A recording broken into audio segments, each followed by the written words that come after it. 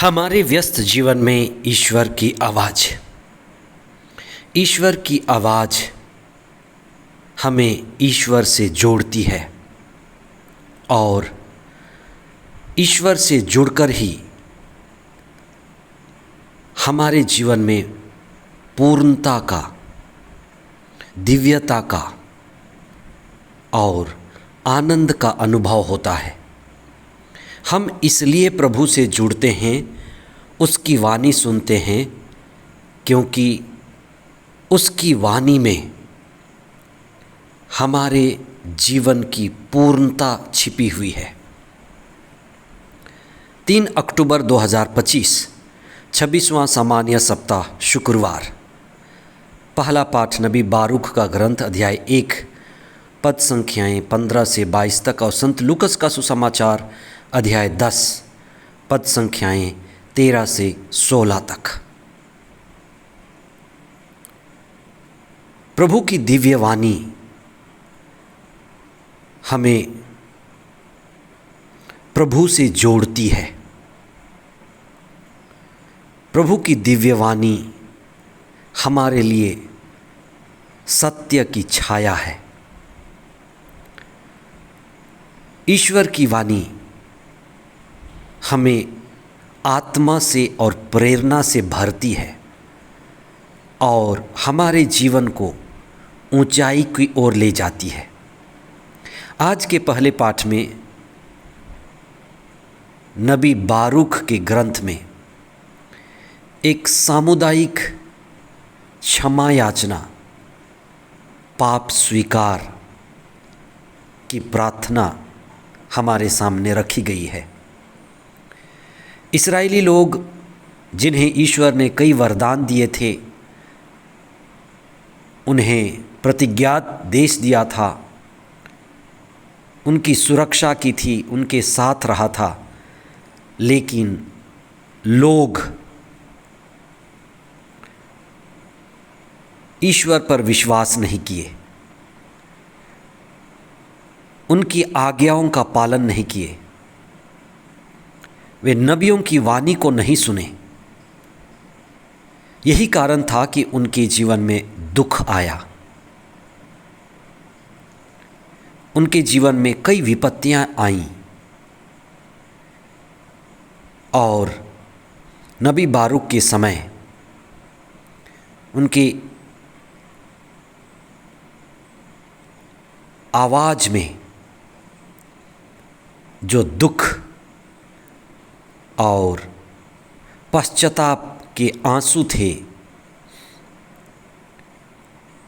हम उन पर चिंतन करें कि हमारी दुख का कारण हमारी अज्ञानता है। हमारी दुख का कारण हमारी अज्ञानता है। जब हम अज्ञानता में हैं, अंधेरे में हैं, तो हम ईश्वर से दूर हैं, प्रज्ञा से दूर हैं, आत्मा की उपस्थिति में नहीं हैं।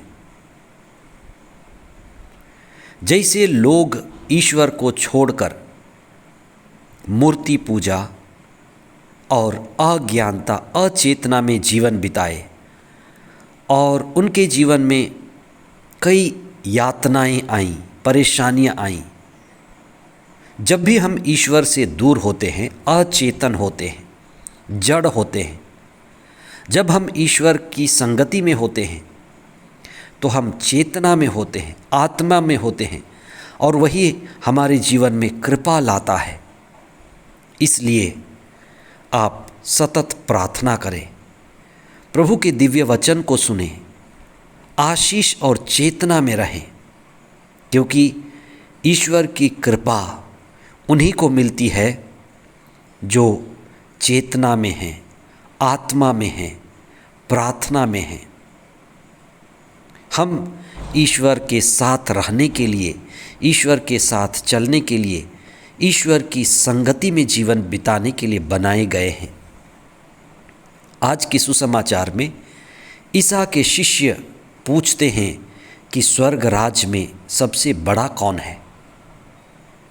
ईसा एक नन्हे बालक को बुला करके उनके स्वभाव को दिखा करके कहते हैं कि यह बालक जैसे अहंकार रहित है।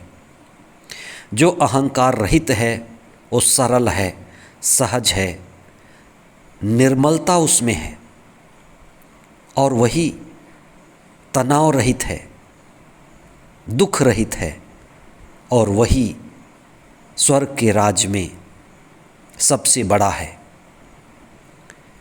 जो विनम्र है, अहंकार रहित है, वह कृपा के योग्य है। ईसा ने संत योहन के सुसमाचार में अध्याय 1 पद संख्या 47 में नाथानाएल से कहा था कि यह एक सच्चा इस्राएली है जिसमें कोई कपट नहीं है। जिस व्यक्ति में कोई कपट नहीं है वही आशीष के योग्य है, कृपा के योग्य है। आज हम उन शहरों के बारे में भी पढ़ते हैं जैसे कोराज़ीन, बेतसाइदा और कफरनहुम।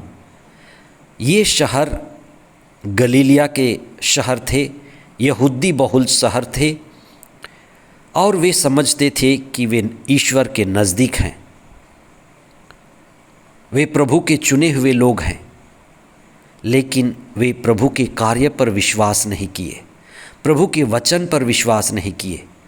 यीशु के वचन पर विश्वास नहीं करना, यीशु के राज्य को स्वीकार नहीं करना उनके लिए दुख और दंड का कारण बना।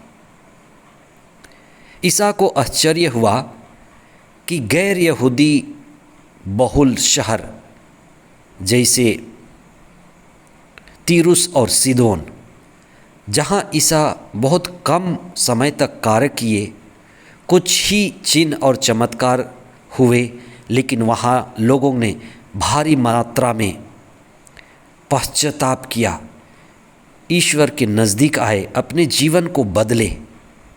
ईसा को यह देखकर आश्चर्य हुआ और उन्होंने यहूदी बहुल शहरों को धिक्कारा। धिक्कार तुम्हें जो ईश्वर के राज्य को स्वीकार नहीं करते, धिक्कार तुम्हें जो मुक्ति का तिरस्कार करते हो। और उन्होंने तीरुस और सीदोन जो गैर यहूदी बहुल क्षेत्र थे उनकी तारीफ की। हम प्रभु के वचन को सुने, ईसा के वचन को सुने, ईसा के राज्य को स्वीकार करें। हम विनम्रता के लिए प्रार्थना करें, सद्बुद्धि और विवेक के लिए प्रार्थना करें, और प्रभु की संगति और प्रभु का दिव्य वचन हमारे आध्यात्मिक जीवन को ऊंचा उठाए।